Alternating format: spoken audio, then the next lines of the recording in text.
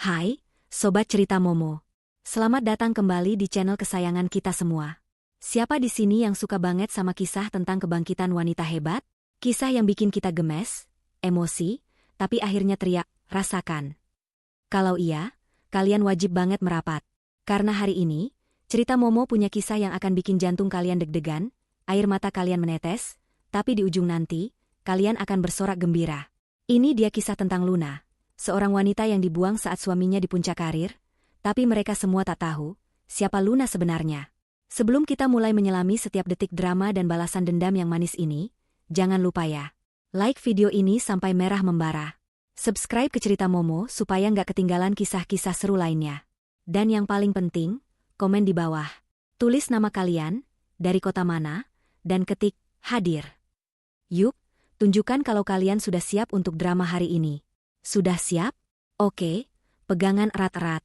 Karena kisah, aku diusir suami dan mertuaku setelah dia diangkat jadi manajer. Mereka tak tahu aku pemilik perusahaan dia bekerja, akan segera dimulai. Rumah kecil yang hangat itu dipenuhi aroma masakan sup buntut kesukaan Aldi. Luna tersenyum saat menata meja makan, sisa-sisa tepung masih menempel tipis di pipinya. 8 tahun usia pernikahan mereka terasa manis. Dibangun dari nol, dari saat Aldi masih sekadar karyawan biasa. Luna, seorang wanita yang selalu terlihat sederhana dan penurut, adalah tiang penyangga moral Aldi, selalu meyakinkan bahwa impian besar suaminya suatu saat akan tercapai. Pintu depan terbuka. Aldi masuk dengan langkah tegap, dada membusung, dan aroma parfum baru yang mahal menyengat hidung Luna. "Selamat, Mas Aldi," bisik Luna, bergerak cepat memeluk suaminya dari belakang. "Akhirnya impianmu terwujud. Manajer? Siapa sangka, ya?" Aldi melepaskan pelukan itu dengan gerakan kaku dan cepat. Ia berbalik, memandang Luna dari atas ke bawah. Senyum yang tersungging di bibirnya terasa aneh, penuh superioritas. "Tentu saja terwujud, Lun. Aku punya otak, kerja keras, dan jaringan yang bagus. Sekarang, aku sudah manajer. Kamu hanya perlu di rumah, mengurus hal-hal kecil seperti ini. Tugasmu sudah selesai." "Tugasku?" tanya Luna, alisnya sedikit mengernyit. "Ya, tugasmu sebagai istri yang suportif di masa susah. Sekarang, statusku sudah manajer. Aku butuh pendamping yang bisa mengangkat citraku, Lun. Dan kamu tetaplah di rumah. Urus rumah ini, urus dirimu. Aku tidak butuh kamu lagi terlibat dalam urusan karierku. Itu sudah bukan levelmu." Kata-kata dingin itu menghantam Luna. 8 tahun kesetiaan dan dukungan tulusnya dibalas dengan 3 kata menyakitkan, bukan levelmu. Keesokan harinya, rumah mereka kedatangan badai. Bu Ratna, ibu mertua Luna, muncul membawa koper besar, diikuti Irfan, adik ipar Aldi. "Nah, Lun, mulai sekarang, ibu akan tinggal di sini," kata Bu Ratna, langsung duduk di sofa kesayangan Luna. "Bagaimana bisa anak ibu yang sudah jadi manajer perusahaan besar tinggal di rumah sekecil ini? Ini tidak mencerminkan statusnya. Jadi, sementara kalian mencari rumah yang lebih pantas, ibu akan mengurus rumah ini. Kamu, menantu, bantu Irfan angkat kopernya." Irfan tersenyum sinis, meletakkan kakinya ke atas meja tamu. "Gerak cepat, Mbak Luna. Aku butuh kamar yang paling bagus. Aku mau istirahat." "Tapi Bu, ini rumah kami. Kami nyaman di sini," protes Luna, mencoba tetap sopan. "Nyaman katamu?" Bu Ratna tertawa nyaring. "Wajar kamu nyaman. Orang miskin memang terbiasa hidup sempit. Tapi Aldi sudah beda level." "Berhenti membantah, Luna." Tiba-tiba, suara keras Aldi menggelegar dari ambang pintu. "Ibu dan Irfan akan tinggal di sini. Kamu dengar, kan? Irfan juga sebentar lagi akan kuajak masuk ke perusahaanku. Kamu, cukup layani mereka dengan baik. Aku tidak mau dengar ada keluhan. Angkat koper itu sekarang." Sejak itu, kehidupan Luna berubah menjadi neraka. Bu Ratna selalu mengeluhkan menu makanan Luna, menyebutnya makanan orang miskin. Irfan dengan santai mengubah ruang kerja kecil Luna menjadi kamar pribadinya. "Ini tempat manajer dan calon manajer berdiskusi, Lun. Bukan tempatmu merenung tak jelas. Singkirkan barang-barangmu itu," ujar Irfan sambil menendang kotak berisi sketsa dan buku catatan Luna. Puncaknya terjadi saat Luna mendengar percakapan Aldi dan Bu Ratna di kamar sebelah. "Ibu tenang saja," bisik Aldi. "Semua aset yang aku kumpulkan ini akan aku sembunyikan. Luna tak perlu tahu." Dia itu hanya wanita lugu yang gampang dibohongi. Aku hanya menikahinya saat aku butuh dukungan moral. Sekarang, setelah aku jadi manajer, aku sudah tidak butuh dia lagi. Setelah ini, aku akan mencarikan alasan untuk menceraikannya, lalu kita bisa beli rumah yang pantas untuk status baruku ini. Bu Ratna menyahut senang. Bagus, Di, cepat ceraikan dia. Ibu akan carikan kamu istri yang setara. Luna itu sudah habis masa pakainya. Kata-kata itu menghantam jantung Luna. Ini bukan lagi soal rumah kecil atau makanan, ini adalah pengkhianatan jiwa. Namun, alih-alih menangis, amarah dingin mulai menjalar ke seluruh tubuh Luna. Ia mundur perlahan, air matanya menetes karena kemarahan dan tekad yang mengeras. Luna berjalan tanpa suara menuju lemari pakaian lama di sudut kamar. Ia menggeser tumpukan kain usang dan membuka brankas kecil tersembunyi yang selama ini ia kunci rapat-rapat. Dari sana, ia mengambil sebuah dokumen tebal, sertifikat saham mayoritas perusahaan tempat Aldi bekerja, dan sebuah kunci kecil yang berat. Luna duduk di tepi tempat tidur, menatap dokumen itu. Wajahnya kini tidak lagi terlihat seperti istri yang pasrah, melainkan seperti penguasa yang baru saja dibangunkan dari tidur panjangnya. Mereka semua akan menyesal, batin Luna, matanya kini berkilat tajam. Mereka tidak tahu siapa pemilik perusahaan sejati tempat Aldi bekerja. Luna bangkit, memasukkan dokumen itu ke dalam tas kecilnya.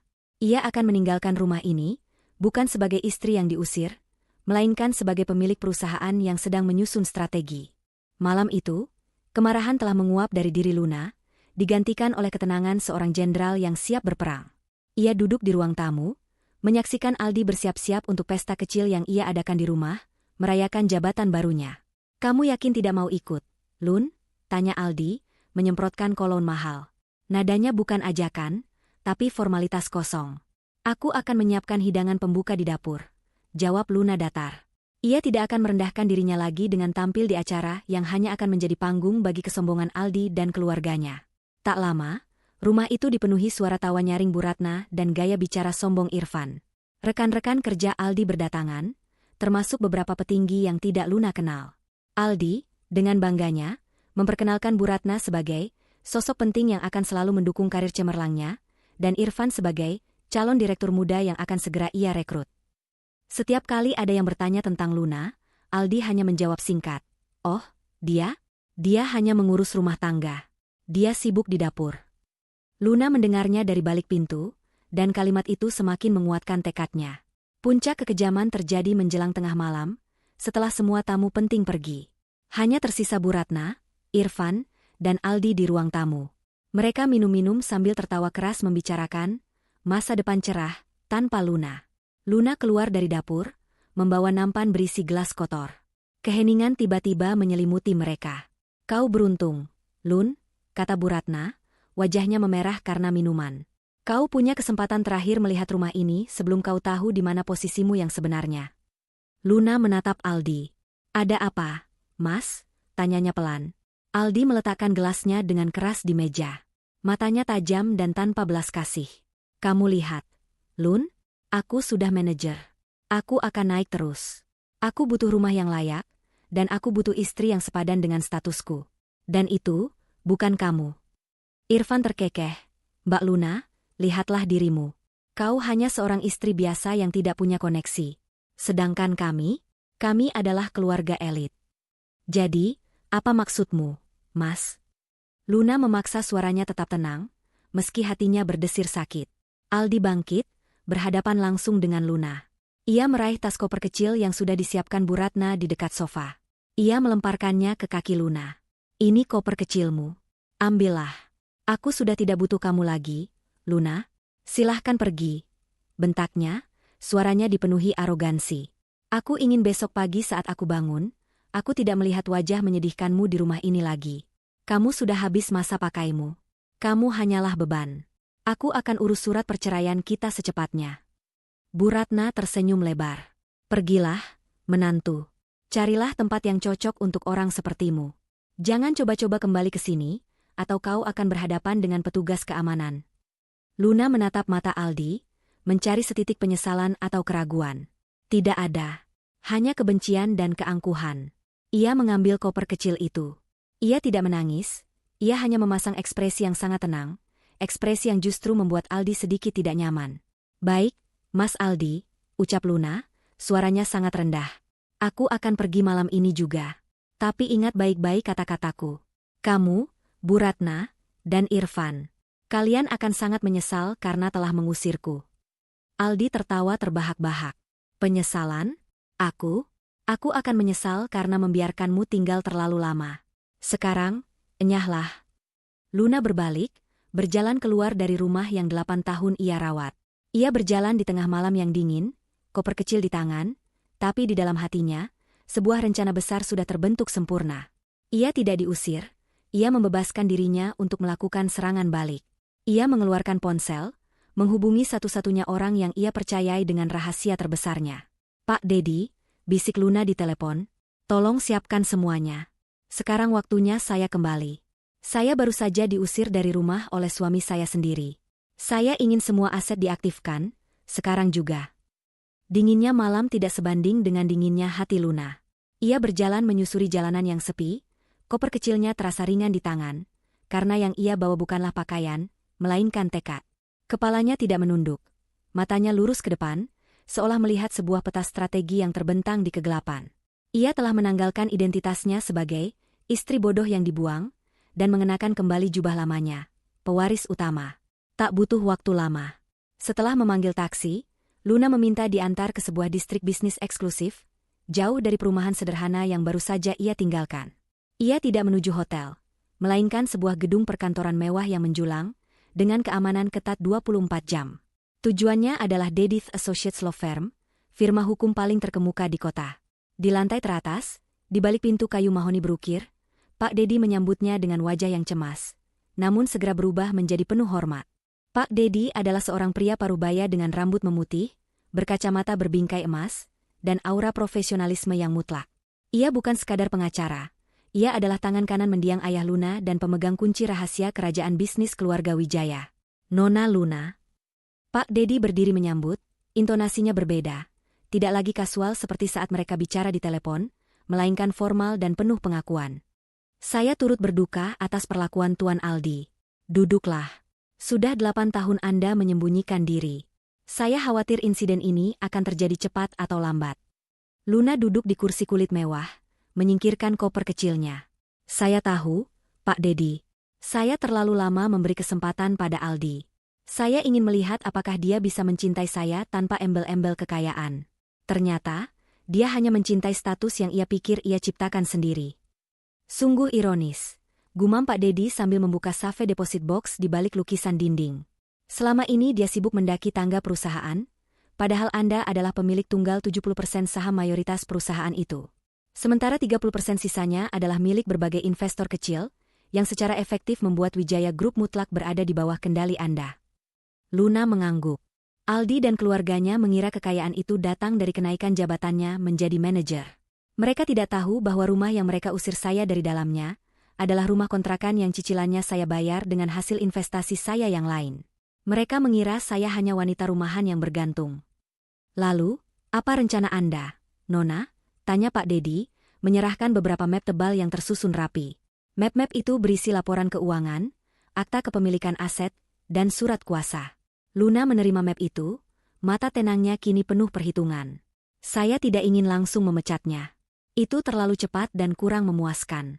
Saya ingin dia merasakan manisnya kemenangan palsu, sehingga saat saya jatuhkan, rasa sakitnya akan berkali-kali lipat.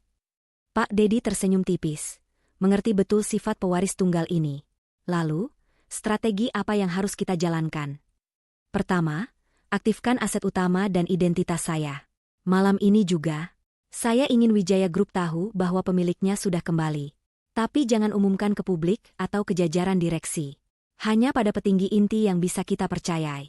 Saya ingin Pak Dedi memastikan bahwa setiap keputusan bisnis yang diambil Aldi sebagai manajer akan menjadi pedang bermata dua baginya. Maksud Anda?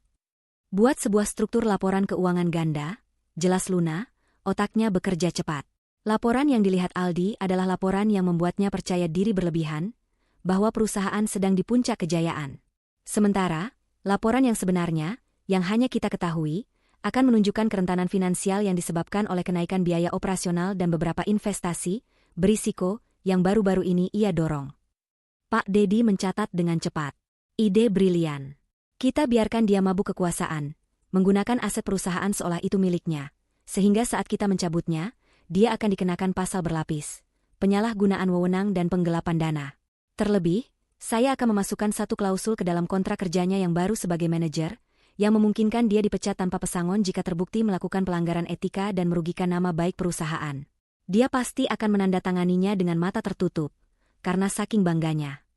Lakukan itu, tegas Luna. Dan yang kedua, tentang rumah mewah. Saya ingat salah satu properti ayah saya, sebuah mansion di kawasan elit, yang sudah lama disewakan. Ah, mansion Emerald, potong Pak Dedi. Sudah lama kosong setelah penyewa terakhir pindah. Saya ingin rumah itu segera dikosongkan dan disiapkan untuk saya tempati. Saya akan menjadikannya markas strategi saya. Dan pastikan, aset rumah itu diaktifkan atas nama Luna Wijaya, bukan atas nama samaran yang selama ini saya gunakan. Luna menatap Pak Dedi dengan tatapan penuh arti. Saya ingin Bu Ratna dan Irfan merasa sangat nyaman di rumah kontrakan saya yang lama. Biarkan mereka merasa bahwa mereka telah memenangkan segalanya. Pak Dedi mengangguk serius. Ini akan membutuhkan kerja semalaman. Tim saya akan segera bergerak.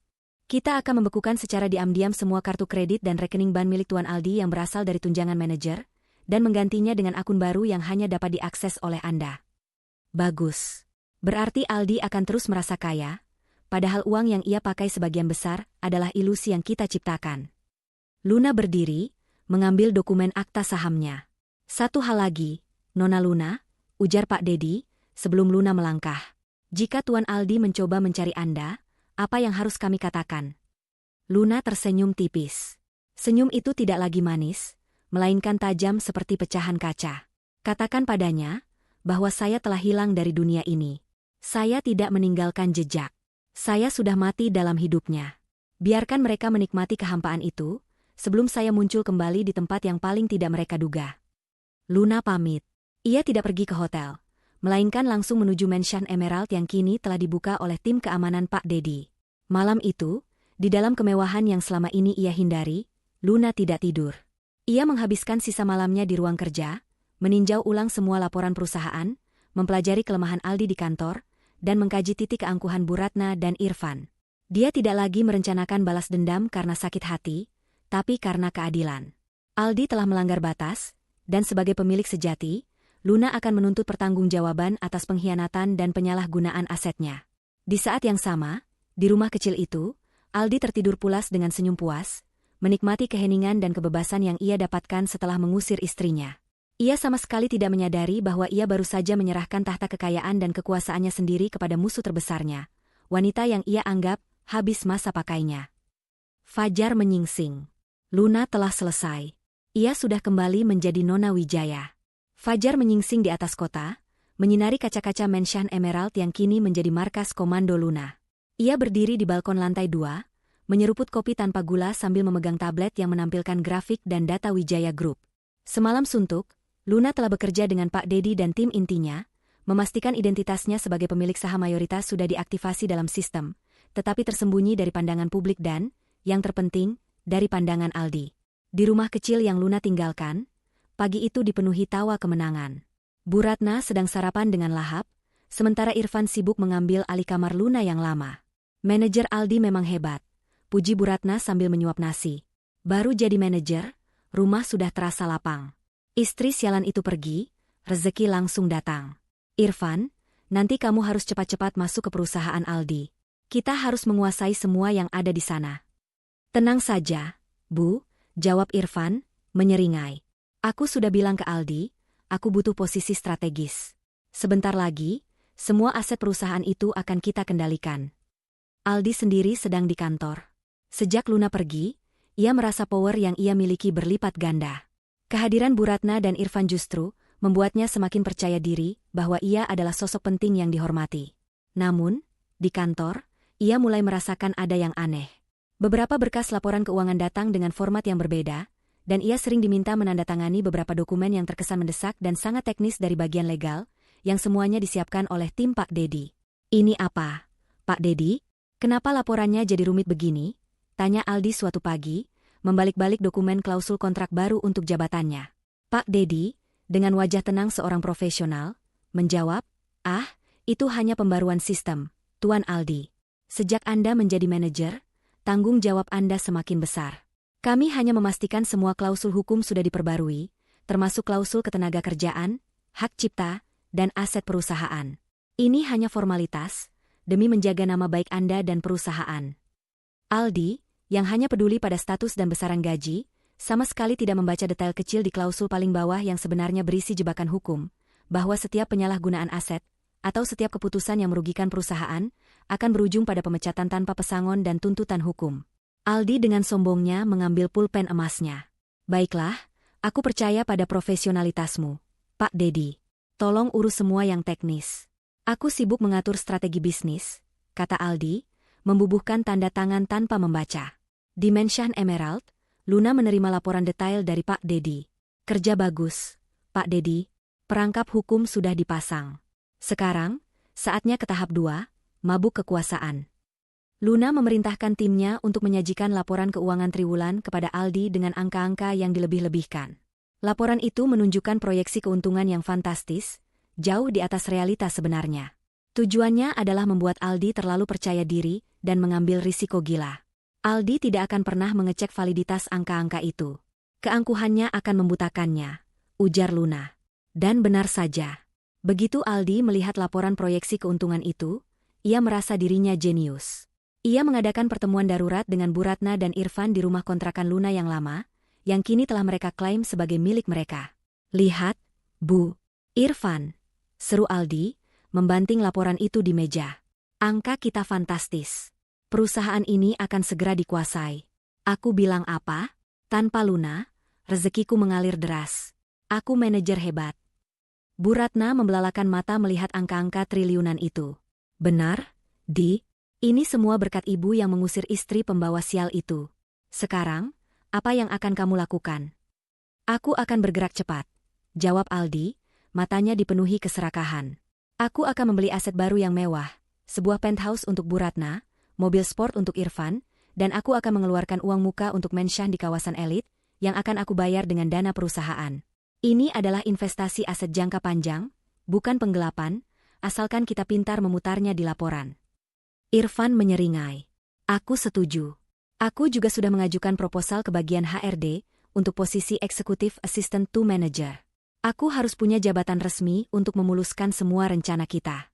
Aku sudah memeras sedikit petinggi HRD, dan dia setuju, asalkan aku sangat direkomendasikan oleh manajer. Aku akan merekomendasikanmu, Irfan. Tapi ingat, semua ini harus terlihat sah dan resmi. Tidak boleh ada satupun yang tahu kalau uang ini kita gunakan untuk kepentingan pribadi. Tegas Aldi, yang ironisnya sedang merencanakan penggelapan dana secara terang-terangan. Keputusan Aldi untuk merekrut Irfan adalah kesalahan fatal berikutnya. Luna segera meminta Pak Dedi untuk menyetujui posisi Irfan di perusahaan. Dengan syarat, Irfan harus menjadi penanggung jawab langsung atas proyek pengadaan perangkat lunak baru yang sangat mahal dan rumit. Proyek ini sengaja dibuat Pak Dedi dengan persyaratan yang hampir mustahil dipenuhi dan memiliki potensi kerugian besar jika gagal. Biarkan Irfan yang mengurus proyek itu, perintah Luna kepada Pak Dedi. Irfan akan merasa bangga karena memegang proyek besar. Tapi jika proyek itu gagal, dan pasti akan gagal karena Irfan tidak punya kompetensi, dia dan Aldi yang merekomendasikannya akan menjadi pihak yang paling bertanggung jawab secara hukum dan finansial. Sementara itu, Aldi dan Bu Ratna mulai menghabiskan dana yang mereka kira tak terbatas. Mereka membeli perhiasan mahal, furnitur mewah untuk rumah kontrakan, dan bahkan memesan mobil sport baru untuk Irfan atas nama tunjangan transportasi manajer. Kita harus terlihat kaya, Bu. Status adalah segalanya, kata Aldi pada Bu Ratna saat mereka berada di butik mewah, membeli jas desainer yang harganya setara dengan gaji Luna selama setahun. Luna menerima laporan pengeluaran Aldi setiap jam. Setiap pembelian mewah yang dilakukan Aldi, Bu Ratna, dan Irfan, dicatat rapi sebagai kerugian perusahaan yang disebabkan oleh manajer baru. Luna hanya tersenyum tipis, membiarkan suaminya menggali kuburannya sendiri dengan uangnya sendiri. Suatu sore, Pak Dedi datang ke Mansion dengan sebuah dokumen baru. Nona Luna, saya punya kabar baik. Tuan Aldi sudah menyetujui dan menandatangani surat pengeluaran dana besar untuk pembelian aset pribadi atas nama investasi perusahaan. Dana sudah dicairkan, dan dia merasa sangat cerdik. Namun, di saat yang sama, tim legal kita sudah menyiapkan surat peringatan, SP, pertama yang akan dikirim besok, terkait kegagalan Irfan memimpin proyek perangkat lunak yang mengakibatkan kerugian awal. Sempurna, kata Luna, melipat tangannya di dada. SP itu harus membuatnya panik. Tapi tidak terlalu panik sehingga ia masih bisa menutupi kesalahannya dengan berinvestasi lebih banyak lagi, tentu saja dengan uang perusahaan. Beri dia waktu untuk berpikir bahwa dia masih bisa lolos. Biarkan dia menikmati sensasi menjadi kaya selama beberapa hari lagi. Balas dendam terbaik adalah membiarkan korban Anda terbang tinggi sebelum memotong sayapnya. Luna melirik layar, melihat foto Bu Ratna yang pamer perhiasan baru di media sosial. Di bawah foto itu, Bu Ratna menulis, "Hidup ini indah tanpa beban. Selamat tinggal masa lalu yang miskin." Luna tersenyum. Waktunya hampir tiba. Mereka akan segera tahu bahwa mereka bukan hanya mengusir seorang istri, tapi mereka telah mengusir ratu mereka sendiri. 2 hari setelah Aldi dan Irfan menerima surat peringatan, SP, terkait proyek perangkat lunak yang gagal, suasana di kantor Wijaya Group menjadi tegang. Irfan panik, sementara Aldi berusaha mati-matian menutupi kegagalan itu dengan menyuntikkan lebih banyak uang perusahaan, berharap kerugian itu bisa ditutup dengan investasi yang lebih besar. Semua sesuai dengan prediksi dan jebakan Luna melalui Pak Dedi. Pagi itu, notifikasi darurat muncul di meja semua petinggi perusahaan. Rapat Dewan Direksi dan pemegang saham luar biasa akan diadakan dalam waktu 2 jam, di ruang rapat utama lantai 20. Aldi, yang merasa dirinya adalah pusat kekuasaan, langsung menelepon Pak Dedi. "Ada apa ini, Pak Dedi? Kenapa rapat mendadak? Siapa yang memanggilnya?"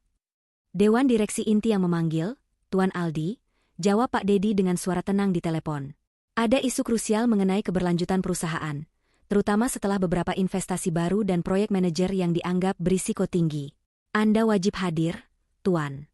Ini akan menentukan nasib Anda." Wajah Aldi pucat. Ia merasakan ada firasat buruk. Ia buru-buru menghubungi Bu Ratna.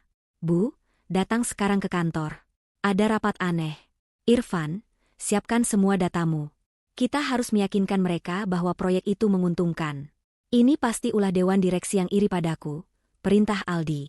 15 menit kemudian, Aldi, Bu Ratna, yang datang dengan perhiasan barunya dan pakaian yang mencolok, dan Irfan memasuki ruang rapat utama. Ruangan itu sudah penuh. Di meja bundar besar, duduk para kepala divisi utama, kepala bagian legal, Pak Dedi, dan beberapa pemegang saham kecil. Suasana hening dan mencekam. Aldi mengambil kursi di tengah, berusaha menampilkan arogansi dan kepercayaan diri palsu. Irfan duduk di sebelahnya, berkeringat dingin. Bu Ratna, meskipun tidak punya jabatan resmi, duduk di belakang Aldi, bersiap memberikan dukungan moral dan instruksi keras jika diperlukan. Rapat dibuka oleh salah satu petinggi, yang menyampaikan laporan singkat mengenai kejanggalan finansial yang terjadi dalam 2 minggu terakhir. Angka-angka kerugian yang sebenarnya mulai terkuak, menunjuk langsung pada keputusan manajer baru, Aldi. "Tuan Aldi, bisakah Anda menjelaskan mengapa ada pengeluaran dana signifikan untuk pembelian aset pribadi yang dicatatkan sebagai investasi transportasi perusahaan?" tanya petinggi itu, menatap tajam. Aldi berdiri, tangannya mengepal di bawah meja. "Itu adalah strategi. Saya butuh citra yang kuat untuk lobi. Itu investasi, bukan penggelapan. Proyek Irfan juga masih bisa diselamatkan. Kalian semua iri karena aku diangkat manajer, dan kalian tidak." Bu Ratna berteriak dari belakang, "Betul, anakku hebat. Kalian semua iri. Jangan coba-coba mengganggu manajer Aldi." Tepat saat ketegangan mencapai puncaknya, Pak Dedi menyentuh mikrofonnya. "Maaf, sebelum rapat ini berlanjut ke tahap investigasi, ada satu hal yang harus kita semua ketahui. Rapat ini dipanggil atas perintah pemegang saham mayoritas perusahaan." "Siapa?" potong Aldi dengan lantang. "Sejauh yang aku tahu, pemegang saham mayoritas itu adalah kumpulan investor yang tidak pernah muncul. Aku sudah melakukan kontak dengan mereka. Investor itu sudah tidak relevan, Tuan Aldi, karena pemilik sah dan pemegang kendali tunggal telah memutuskan untuk tampil." Pak Dedi memberikan kode ke pintu ganda ruang rapat. Semua mata tertuju ke pintu. Pintu ganda itu terbuka perlahan, dan seorang wanita melangkah masuk. Bukan wanita biasa. Ia mengenakan setelan jas eksklusif, rambutnya ditata rapi, dan aura yang ia bawa memenuhi ruangan dengan gravitasi kekuasaan. Wanita itu berjalan dengan langkah lambat, tenang, dan setiap mata yang memandangnya terdiam. Wajahnya yang dulunya selalu terlihat letih dan sederhana, kini memancarkan kecerdasan dan otoritas mutlak. Wajah Aldi memucat, matanya membelalak. Bu Ratna dan Irfan sontak berdiri dari kursi mereka, kaget setengah mati. Luna? Bisik Aldi, suaranya tercekat, seolah melihat hantu yang baru saja ia usir. Luna menghentikan langkahnya tepat di sebelah kursi kepala rapat, di depan wajah Aldi. Ia menatap Aldi, Bu Ratna, dan Irfan dengan tatapan yang sangat dingin. Itu adalah tatapan seorang ratu yang melihat para pengkhianat di istananya. Ya, ini aku, Mas Aldi, jawab Luna, suaranya tenang tapi tajam menusuk. Wanita yang kamu sebut, sudah habis masa pakainya, dan yang kamu, sudah tidak butuhkan lagi. Bu Ratna maju, wajahnya dipenuhi kemarahan dan kebingungan. Apa-apaan ini, Luna? Beraninya kamu masuk rapat penting seperti ini. Kamu sudah gila, ya? Luna tidak menghiraukan Bu Ratna. Ia mengambil posisi di kursi utama, di hadapan semua petinggi. Pak Dedi dengan sigap menyerahkan dokumen tebal. Hening, perintah Luna, suaranya yang lembut tiba-tiba menjadi magnetis dan berkuasa. Rapat ini sah dan mutlak berada di bawah kendali saya. Ia menoleh ke arah Aldi, yang kini hanya bisa berdiri terpaku, tidak bisa berkata-kata. Aldi, Bu Ratna, Irfan, ucap Luna. Kalian datang ke sini dengan sombong, mengira kalian adalah penguasa baru. Kalian mengira kenaikan jabatan manajer adalah tiket kalian untuk menguasai perusahaan ini dan membuang saya. Luna mengangkat dokumen yang dipegangnya, sertifikat saham. Biar saya perjelas satu hal. Anda, Tuan Aldi, hanya seorang manajer yang bekerja di sini selama 8 tahun. Anda, Irfan, adalah seorang eksekutif asisten baru yang belum genap sebulan. Dan Anda, Bu Ratna, adalah seorang tamu tak diundang. Sementara saya, Luna jeda, menatap lurus ke mata Aldi. Saya adalah Luna Wijaya. Saya adalah pemilik sah perusahaan ini. Perusahaan ini adalah warisan mutlak keluarga saya, dan saya, pemegang 70% saham mayoritas yang kalian sebut, kumpulan investor yang tidak pernah muncul, itu. Ruang rapat seketika riuh, namun segera hening kembali oleh tatapan dingin Luna. Wajah Aldi benar-benar kehilangan warna. Irfan menjatuhkan map yang ia pegang. Bu Ratna, yang tadinya ingin mengamuk, kini hanya bisa ternganga, mulutnya terbuka lebar. Kalian tidak hanya mengusir seorang istri, Mas Aldi. Kalian mengusir ratu di kerajaan kalian sendiri, lanjut Luna, dengan penekanan pada setiap kata. Luna menoleh ke Pak Dedi. Pak Dedi, saya minta Anda membacakan semua temuan legal terkait pelanggaran yang dilakukan oleh Tuan Aldi dan Irfan selama 2 minggu terakhir. Dari pengeluaran dana tanpa otorisasi dewan, hingga perekrutan kerabat yang tidak kompeten, yang mengakibatkan kerugian awal pada proyek strategis. Pak Dedi mulai membaca dengan rinci, menyebutkan setiap pembelian mewah yang dilakukan Aldi, dan menyebutkannya sebagai penggelapan dana perusahaan. Setiap kata yang keluar dari mulut Pak Dedi adalah palu godam yang menghantam ego dan harapan Aldi. Aldi akhirnya menemukan suaranya, tapi hanya berupa bisikan ketakutan. Luna, ini tidak mungkin, aku tidak tahu. Tentu saja kamu tidak tahu, Mas, potong Luna, tanpa simpati. Karena keangkuhanmu membutakan matamu. Kamu terlalu sibuk melihat ke atas, hingga kamu tidak menyadari bahwa orang yang kamu injak di bawah kakimu, sebenarnya adalah orang yang memegang tali nasibmu. Keringat dingin membanjiri pelipis Aldi. Ruang rapat utama lantai 20 Wijaya Group yang tadinya menjadi lambang ambisinya, kini terasa seperti ruang interogasi. Di hadapannya, Luna, wanita yang ia usir dengan keji, duduk sebagai hakim. Sementara Bu Ratna dan Irfan berdiri membeku, wajah mereka berubah dari sombong menjadi abu-abu ketakutan. Tuan Aldi, suara Luna memecah keheningan yang mematikan. Ia mencondongkan tubuh ke depan, matanya tidak berkedip. Saya ulangi, setiap aset yang Anda beli, setiap uang tunjangan yang Anda gunakan secara berlebihan, dan setiap keputusan yang Anda buat tanpa otorisasi dewan, semuanya adalah penggelapan dana perusahaan. Apakah Anda tahu, apa hukuman bagi seorang manajer yang melakukan penggelapan di bawah kontrak yang ia tanda tangani sendiri? Aldi mencoba berbicara, suaranya serak. Luna, sayang, aku bisa jelaskan.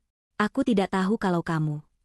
Berhenti memanggilku sayang, potong Luna tajam, membuat Aldi tersentak mundur. Tidak ada lagi, sayang, di antara kita. Hanya ada pemilik perusahaan dan karyawan yang melanggar hukum. Pak Dedi, Luna menoleh pada pengacara kepercayaannya. Tolong bacakan keputusan Dewan Direksi yang baru saya sahkan. Pak Dedi berdiri, auranya tenang tapi menekan. Berdasarkan bukti penyalahgunaan wewenang dan indikasi penggelapan dana yang merugikan perusahaan, yang tercantum dalam klausul kontrak ketenagakerjaan Tuan Aldi yang baru, Dengan ini diputuskan bahwa Tuan Aldi diberhentikan dengan tidak hormat, efektif saat ini juga. Segala tunjangan, termasuk mobil dinas dan kartu kredit perusahaan, dibekukan dan ditarik kembali. Ucapan itu seperti petir di siang bolong. Aldi terhuyung. Dipecat? Tidak mungkin. Aku manajer. Aku akan gugat kalian semua. Silakan, balas Luna dingin. Anda bisa menggugat perusahaan ini, yang ironisnya adalah milik saya sendiri. Pak Dedi juga akan memastikan Anda dikenakan tuntutan balik, mengingat kerugian yang Anda sebabkan, termasuk gagalnya proyek Irfan. Irfan yang sedari tadi diam, kini mulai berteriak. Tidak, aku tidak akan dipecat. Aku kerabat manajer. Aku akan lapor ke. Anda tidak akan lapor ke siapa-siapa. Irfan, Selaluna, matanya beralih ke adik iparnya. Anda juga diberhentikan dengan tidak hormat, karena direkrut tanpa kualifikasi dan gagal total dalam proyek yang merugikan. Keamanan, Luna memberi kode. Tolong kawal Tuan Aldi dan Irfan keluar dari gedung ini, segera. Dua petugas keamanan profesional langsung mendekati Aldi dan Irfan. Aldi berusaha melawan, wajahnya dipenuhi amarah dan keputusasaan. Ini tidak akan berakhir di sini, Luna, teriak Aldi saat tangannya dipegang. Aku akan pastikan kau menyesal. Penyesalan seharusnya datang saat kamu mengusirku dari rumah kita, balas Luna, tanpa emosi. Nikmati perjalanan keluar Anda, Mas Aldi, karena Anda baru saja kehilangan segalanya. Sementara Aldi dan Irfan diseret keluar dari ruang rapat, Bu Ratna berlari menghampiri Luna. Air mata palsu mulai membanjiri wajahnya. Luna, sayangku, menantuku yang paling ibu cintai. Bu Ratna berlutut di kaki Luna. Tolong, jangan lakukan ini pada Aldi. Dia anakmu. Dia salah paham. Dia hanya sedang stres. Kamu tidak kasihan pada ibu? Kita ini keluarga. Ibu janji, ibu akan membelikanmu baju baru, perhiasan, apa saja. Jangan pecat anak ibu, nak. Luna menatap mertuanya dengan jijik. Jangan pernah memanggil saya, sayang, atau anakku, lagi, Bu Ratna. Keluarga? Keluarga macam apa yang mengusir dan menertawakan anggota keluarganya sendiri? Luna berbisik, suaranya rendah dan mengancam. Perhiasan yang Anda kenakan itu, Bu Ratna, itu semua dibeli Aldi menggunakan dana perusahaan. Setelah ini, tim legal akan datang ke rumah Anda untuk menyita semuanya, termasuk pakaian yang dibeli dengan uang haram itu.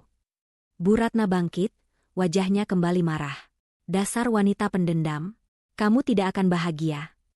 Saya sudah bahagia, kata Luna, berdiri tegak. Bahagia karena saya akan membersihkan sampah dari hidup saya. Keamanan, Luna memanggil petugas yang tersisa. Tolong dampingi Nyonya Ratna keluar. Dia tidak ada urusan lagi di perusahaan ini. Setelah ruang rapat benar-benar kosong kecuali para petinggi dan Pak Dedi, Luna mengeluarkan dokumen penting lainnya. Pak Dedi, kata Luna, tadi adalah akhir dari karir Aldi. Sekarang, mari kita akhiri pernikahan ini. Luna menyerahkan surat gugatan cerai yang sudah ia siapkan sejak malam ia diusir. Dokumen itu bukan sekadar gugatan cerai biasa, melainkan gugatan yang menuntut hak asuh penuh atas semua aset yang selama ini dikira Aldi sebagai harta gonogini. Pak Dedi telah memastikan bahwa semua aset penting, termasuk rumah yang mereka tinggali dulu dan investasi rahasia lainnya, tercatat atas nama Luna sebelum menikah atau dibeli dengan dana pribadinya, menjadikannya harta bawaan yang tidak bisa diganggu-gugat. Tolong segera layangkan ini, Pak Dedi, pinta Luna. Saya tidak ingin ada penundaan. Saya ingin perceraian yang cepat dan mutlak. Saya ingin dia tahu bahwa bukan hanya kekuasaannya yang hilang, tetapi juga statusnya sebagai suami saya. Pak Dedi mengangguk. Tuan Aldi sudah tidak punya uang untuk menyewa pengacara yang bagus. Nona, perceraian ini akan mulus dan mutlak, sesuai dengan tuntutan Anda. Dia akan keluar dari pernikahan ini tanpa apa-apa. Dan rumah yang kami tinggali dulu? Tanya Luna. Rumah itu akan segera saya urus pengosongannya, jawab Pak Dedi. Statusnya akan kami kembalikan sebagai aset pribadi Anda. Keluarga Aldi harus segera pergi, karena kita akan menggunakan rumah itu sebagai kantor operasional sementara Anda selama proses transisi. Luna melihat keluar jendela, ke arah kota metropolitan yang luas. Ia tidak lagi melihat rumah kecil itu, melainkan masa depan yang terbebas dari pengkhianatan. Keputusan yang ia buat barusan terasa berat, tetapi benar. Ia telah membuang bukan hanya seorang suami, tetapi juga parasit yang menggerogoti hidupnya. Satu hal lagi, Pak Dedi, kata Luna, suaranya kini kembali tenang dan profesional. Saya ingin Anda menyiapkan tim untuk menelusuri semua rekening bank yang selama ini digunakan Aldi, terutama yang ia buka setelah jadi manajer. Saya ingin memastikan setiap rupiah perusahaan yang ia salah gunakan dikembalikan, dan sisanya saya ingin digunakan untuk tunjangan kesejahteraan karyawan yang memang pantas menerimanya. Luna berdiri. Hari itu, ia tidak hanya membersihkan perusahaan dari manajer korup, ia juga membersihkan hatinya dari sisa-sisa cinta yang sia-sia. Siang itu, udara di kota terasa dingin, mencerminkan nasib dingin yang akan menimpa Aldi, Bu Ratna, dan Irfan. Di Mansion Emerald, Luna duduk bersama Pak Dedi dan tim legalnya, meninjau ulang daftar aset yang dibeli Aldi dan keluarganya menggunakan dana perusahaan, serta memastikan semua prosedur penyitaan berjalan sesuai hukum yang berlaku. Semua sudah terverifikasi. Nona Luna, lapor Pak Dedi. Kami telah membekukan semua rekening bank Tuan Aldi yang berasal dari tunjangan manajer, dan kartu kredit perusahaan telah dinonaktifkan. Mobil mewah yang dibeli untuk Irfan atas nama, tunjangan transportasi, mobil dinas Aldi, dan semua barang elektronik yang dicatat sebagai aset kantor, akan kami tarik dalam 2 jam ke depan. Dan perhiasan serta furnitur yang dibeli Bu Ratna? Tanya Luna. Itu sedikit rumit karena pembeliannya atas nama pribadi. Jelas Pak Dedi. Namun, karena pembayarannya jelas menggunakan dana yang masuk rekening Tuan Aldi setelah terjadi penggelapan, kami akan menyitanya sebagai barang bukti tuntutan kerugian. Kami akan menindaklanjuti dengan surat pengosongan rumah segera setelah itu. Luna mengangguk. Puas? Ia tidak ingin melihat mereka jatuh miskin dalam sekejap. Ia ingin melihat mereka jatuh perlahan karena kesombongan mereka. Sementara itu, di rumah kecil yang dulu Luna tinggali, suasana dipenuhi kepanikan yang brutal. Aldi baru saja pulang setelah diusir dari kantor, wajahnya merah padam. Ia mencoba menghubungi bank, tetapi semua kartu dan rekeningnya berstatus diblokir. Ini pasti ulah wanita gila itu. Si Luna, teriak Aldi, menendang sofa yang baru mereka beli. Aku akan bunuh dia. Jangan panik, Di, kita masih punya aset. Mobilmu, rumah ini, seru Bu Ratna, meskipun ia juga terlihat panik. Ia buru-buru menyembunyikan perhiasan barunya di bawah kasur. Tiba-tiba, suara ketukan keras terdengar di pintu. Irfan yang membukanya, mendapati 2 pria tegap berseragam, diikuti beberapa petugas dari tim legal Pak Dedi. Selamat siang, kami dari Dedith Associates. Kami datang untuk menyita aset-aset yang dibeli menggunakan dana ilegal milik Wijaya Group, kata salah satu petugas legal dengan tenang, sambil menyodorkan surat perintah penyitaan yang sudah ditandatangani pengadilan. Apa-apaan ini? Kalian tidak berhak, teriak Aldi, menghalangi pintu. Kami memiliki surat kuasa penuh dari pemilik perusahaan, jawab petugas itu. Tolong serahkan kunci mobil Anda, Tuan Aldi, dan mobil sport yang baru dibeli atas nama saudara Anda. Bu Ratna menjerit histeris. Mobil kami. Kalian tidak bisa. Itu hadiah untuk anakku. Pergi kalian. Namun, teriakannya sia-sia. Dalam waktu setengah jam, petugas itu berhasil membawa pergi mobil dinas Aldi dan mobil sport baru Irfan. Mereka juga menyita televisi layar datar, laptop gaming Irfan, dan beberapa perabot rumah tangga mewah yang baru dibeli. Bu Ratna bahkan sempat bergumul dengan petugas saat mereka mencoba mengambil patung keramik mahal yang ia banggakan. Dasar penjahat. Luna, kau wanita iblis, teriak Bu Ratna, menjambak rambutnya sendiri. Kehilangan aset bergerak itu sudah menyakitkan. Tetapi pukulan terberat datang keesokan paginya. Pagi itu, saat Aldi sedang mencoba meminjam uang dari tetangga, sebuah mobil hitam mewah berhenti di depan rumah. Keluarlah Pak Dedi, diikuti beberapa petugas pengamanan dan seorang notaris. Aldi, yang melihat Pak Dedi, langsung maju dengan marah. Kau, pengacara sialan, kau yang menjebakku. Tuan Aldi, saya hanya menjalankan tugas dari klien saya, kata Pak Dedi dengan tenang, menyodorkan sebuah amplop besar berisi surat pemberitahuan pengosongan rumah. Tujuan kami hari ini adalah untuk mengambil alih rumah ini secara penuh, karena rumah ini tercatat sebagai aset pribadi Nona Luna yang selama ini disamarkan sebagai investasi. Anda dan keluarga harus mengosongkan rumah ini dalam waktu 1 jam.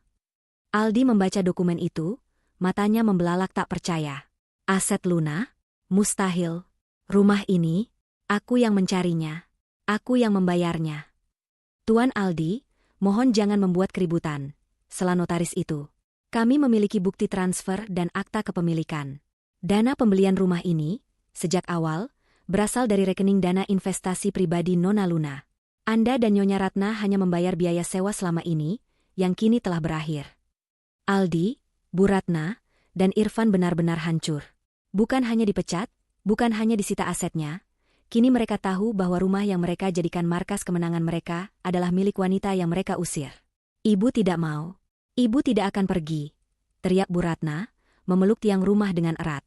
Ini rumah anakku. Kalian bohong.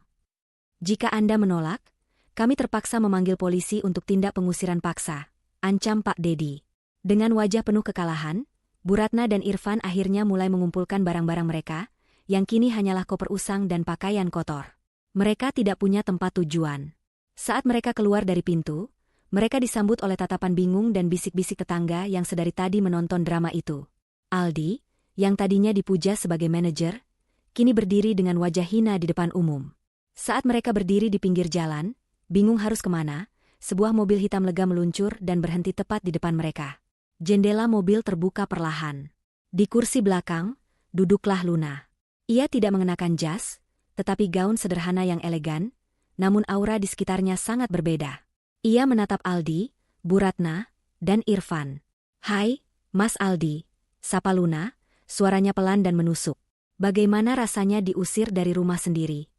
Aldi maju, tangannya gemetar. "Luna, kembalikan semuanya. Aku mohon. Kita bisa bicarakan ini. Aku janji akan berubah." Luna menggeleng pelan.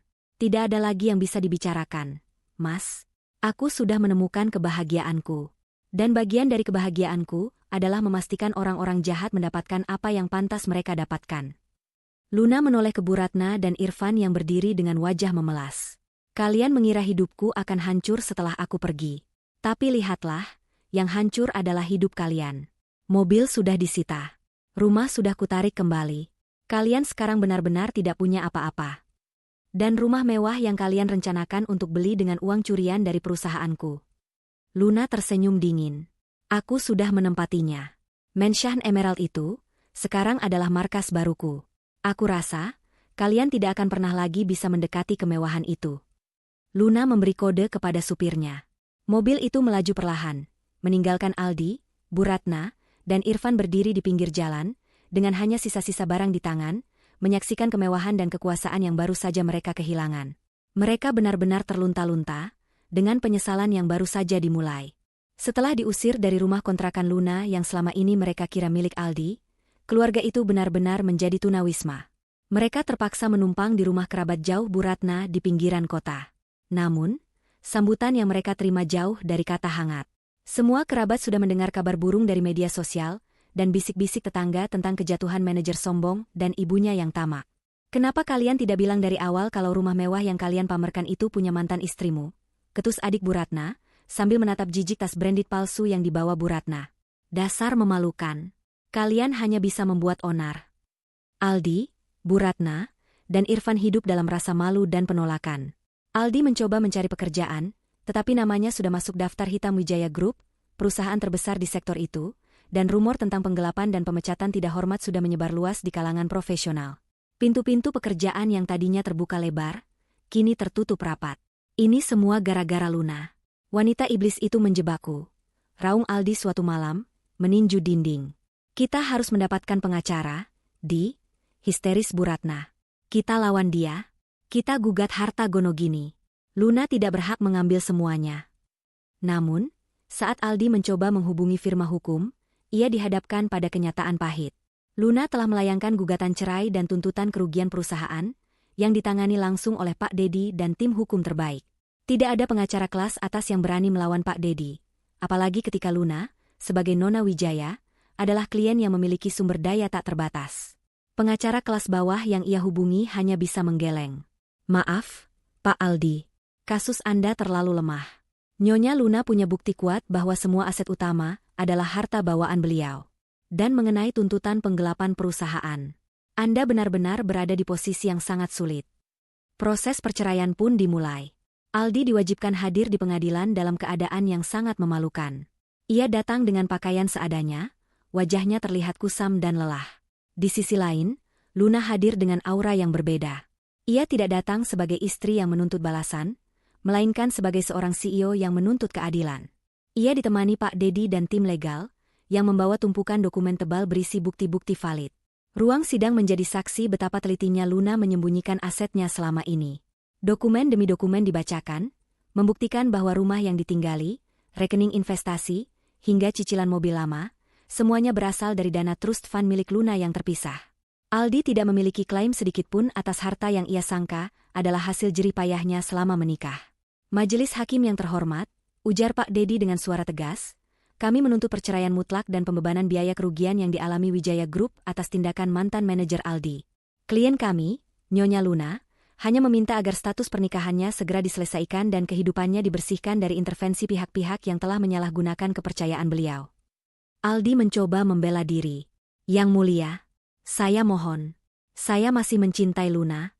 Saya hanya hilaf. Kami bisa rujuk. Saya janji akan menjadi suami yang lebih baik. Hakim menatap Aldi dengan ekspresi kasihan bercampur muak. Tuan Aldi, gugatan Nyonya Luna tidak hanya didasarkan pada ketidakcocokan, tetapi pada bukti pengkhianatan, pengusiran, dan penyalahgunaan wewenang. Pengadilan menemukan semua bukti valid. Perceraian ini dikabulkan, dan harta gonogini yang Anda klaim adalah murni harta bawaan Nyonya Luna. Putusan itu seperti vonis mati bagi Aldi. Ia keluar dari ruang sidang bukan hanya sebagai pengangguran, tetapi juga sebagai mantan suami yang ditinggalkan tanpa apa-apa. Kabar buruk tidak berhenti di situ. Skandal manajer Aldi dan pemilik perusahaan yang diusir menjadi viral di media sosial. Bu Ratna dan Irfan, yang tadinya suka pamer di platform tersebut, kini menjadi sasaran bully dan caci maki warganet.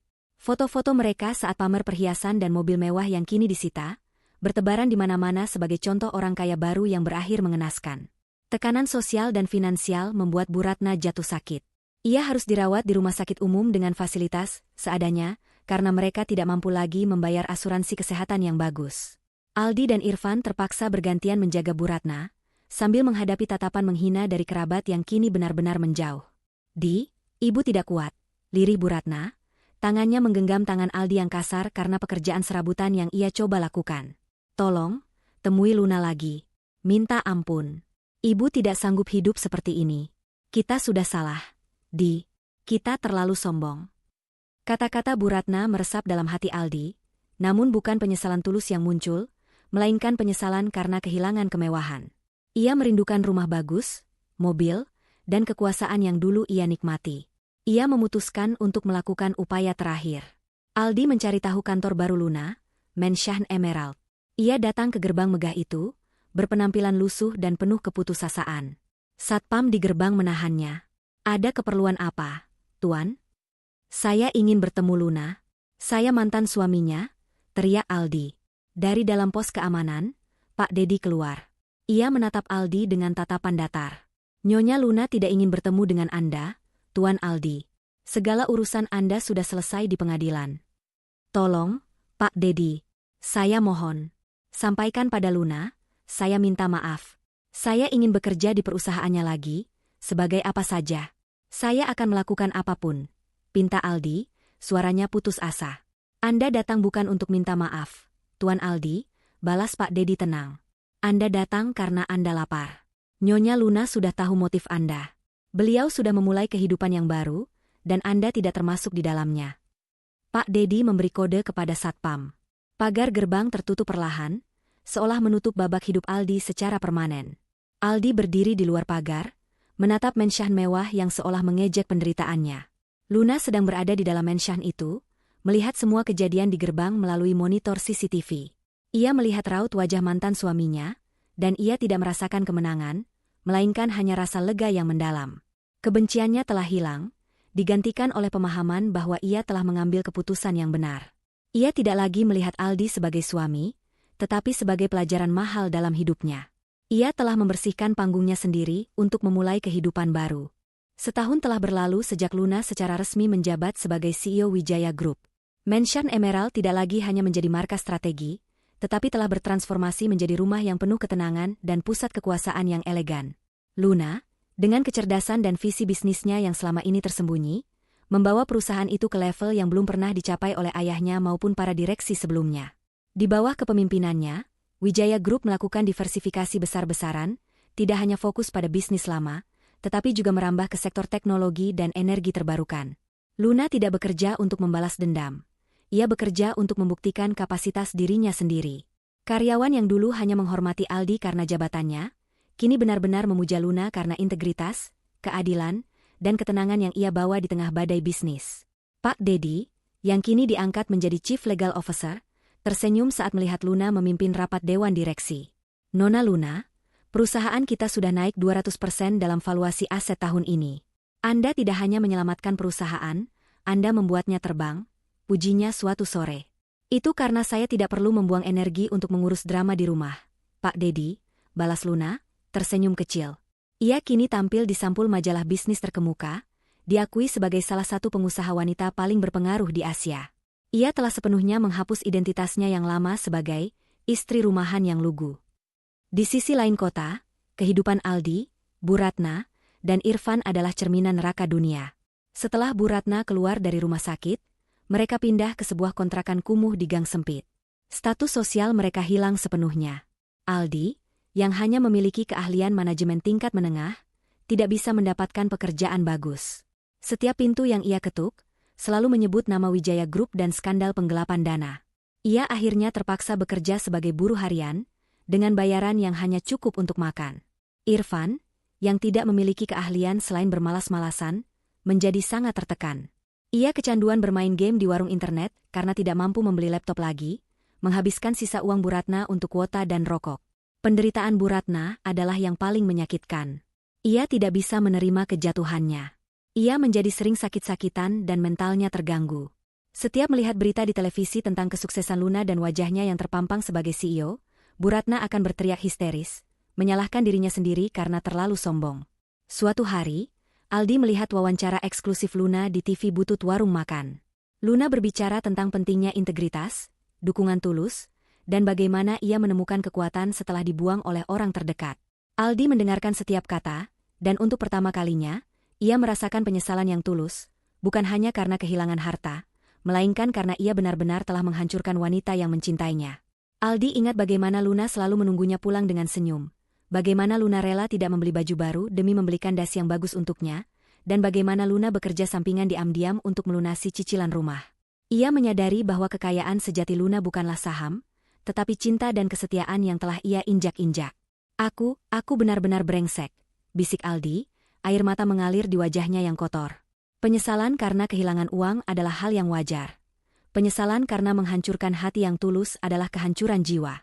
Malam harinya, Aldi memutuskan untuk melakukan upaya terakhir, bukan untuk meminta uang, tetapi untuk menyampaikan penyesalan dan permintaan maaf yang sepenuhnya tulus. Ia tahu, Luna tidak akan menerimanya kembali, tetapi ia perlu membersihkan jiwanya. Ia menulis surat panjang. Surat itu berisi pengakuan jujur bahwa kesombongan, Bu Ratna, dan Irfan telah membutakannya. Ia mengakui bahwa Luna adalah wanita terbaik yang pernah ia miliki, dan bahwa kejatuhannya adalah hukuman yang setimpal atas keangkuhan dan pengkhianatannya. Ia tidak meminta dikembalikan, ia hanya meminta maaf yang tulus atas pengusiran kejam malam itu. Aldi tahu, ia tidak akan bisa mengirimkannya langsung. Ia tidak punya alamat kantor Luna. Ia hanya bisa mengirimkannya melalui pos dan berharap Pak Dedi yang akan menerimanya. Beberapa hari kemudian, surat itu sampai di meja Pak Dedi. Pak Dedi membacanya dengan skeptis. Ia tahu Aldi sering mencoba cara licik. Namun, membaca detail emosional dan pengakuan dosa yang mendalam itu, Pak Dedi merasa surat kali ini berbeda. Ia membawa surat itu ke Mansion Emerald. Nona Luna, ini dari Tuan Aldi. Dia tidak meminta aset. Dia hanya meminta maaf dan mengakui kesalahannya secara total. Luna mengambil surat itu. Ini adalah pertama kalinya ia membaca tulisan tangan Aldi setelah sekian lama. Ia membacanya pelan-pelan. Air matanya menetes, bukan karena sakit hati yang lama, tetapi karena melihat kehancuran total mantan suaminya.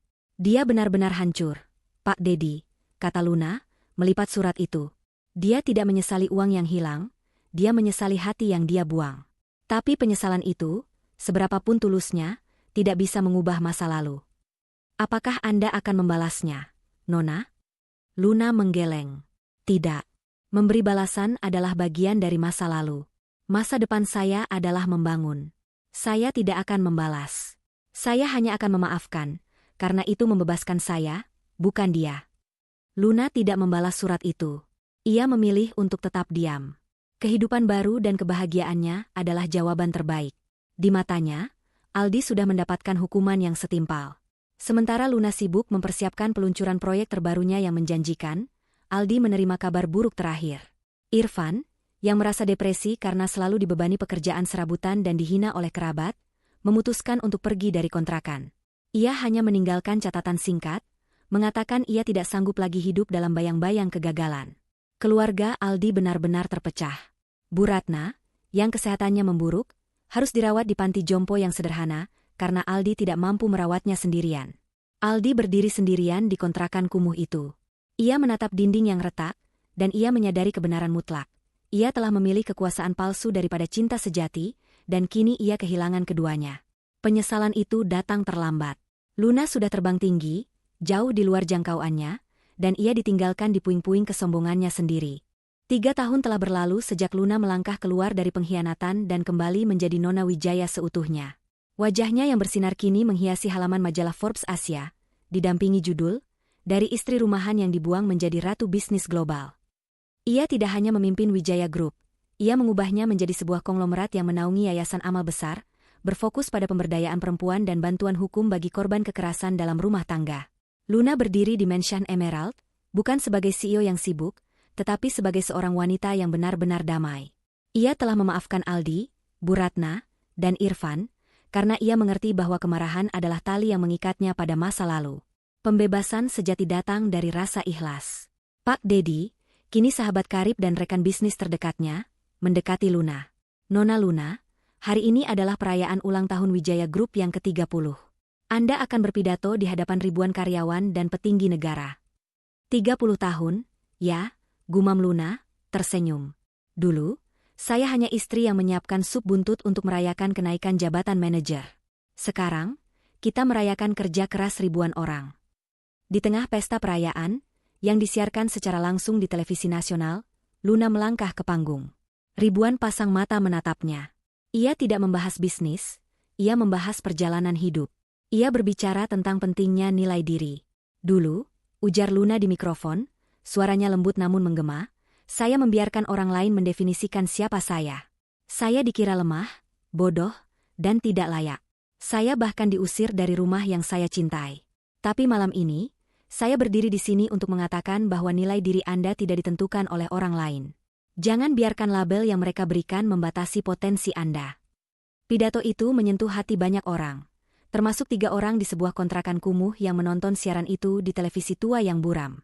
Sementara Aldi bekerja keras sebagai kuli bangunan, ia sesekali melihat berita tentang Luna di televisi toko elektronik. Ia tidak lagi marah, hanya merasa malu yang tak terperi. Penyesalannya sudah berubah menjadi penerimaan diri atas hukuman yang ia terima. Pada suatu pagi yang dingin, Aldi datang ke gerbang Mansion Emerald untuk terakhir kalinya. Kali ini, ia tidak membawa amarah atau permintaan. Ia hanya membawa sebuket bunga Edelweiss layu yang ia petik di pinggir jalan. Pak Dedi yang menyambutnya. "Saya tahu Nona Luna tidak akan mau bertemu," kata Aldi, suaranya parau. "Saya hanya ingin Pak Dedi menyampaikan ini. Saya minta maaf, Pak. Bukan hanya pada Luna, tapi pada perusahaan dan pada diri saya sendiri, karena sudah jadi manusia sombong. Sampaikan padanya, saya sudah menemukan damai saya di pekerjaan halal ini, dan saya doakan dia bahagia. Saya sudah benar-benar ikhlas." Pak Dedi melihat ketulusan di mata Aldi. Ia mengambil bunga itu. "Akan saya sampaikan, Tuan Aldi. Semoga Anda juga menemukan ketenangan." Luna tidak pernah tahu tentang bunga itu. Pak Dedi tidak pernah memberikannya. Ia hanya menyampaikan pesan ketulusan Aldi. Luna hanya tersenyum, merasakan beban di masa lalunya kini telah sepenuhnya terangkat. Beberapa bulan kemudian, Luna mengambil keputusan yang mengejutkan. Ia mendirikan sebuah unit bantuan hukum gratis di bawah yayasan perusahaannya, dikelola sepenuhnya oleh Pak Dedi. Unit ini bertujuan membantu wanita yang diintimidasi atau diceraikan secara tidak adil untuk mendapatkan kembali hak-hak mereka. Itu adalah cara Luna untuk memastikan tidak ada lagi wanita yang mengalami nasib seperti dirinya, meskipun mereka tidak memiliki kekayaan yang tersembunyi. Ia telah menemukan pasangan yang tulus dan menghargainya, seorang pria profesional yang mengagumi Luna karena kecerdasan dan kebaikannya, bukan karena kekayaannya. Mereka memulai hidup baru yang dipenuhi rasa saling menghargai. Irfan akhirnya kembali ke kampung halamannya, bekerja di perkebunan keluarga, jauh dari kehidupan glamor yang pernah ia impikan.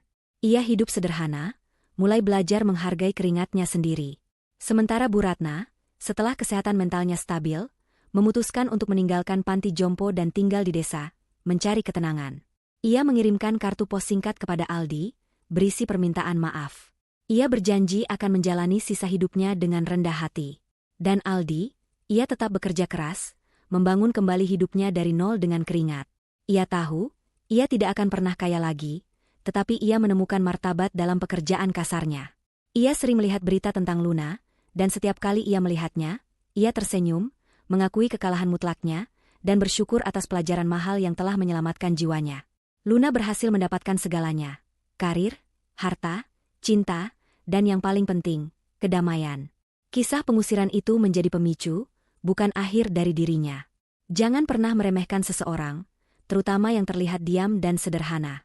Nilai seseorang tidak ditentukan oleh statusnya saat ini, melainkan oleh integritas dan potensi yang ia miliki. Pengkhianatan mungkin menyakitkan, tetapi itu adalah awal dari kebangkitan Anda yang sesungguhnya.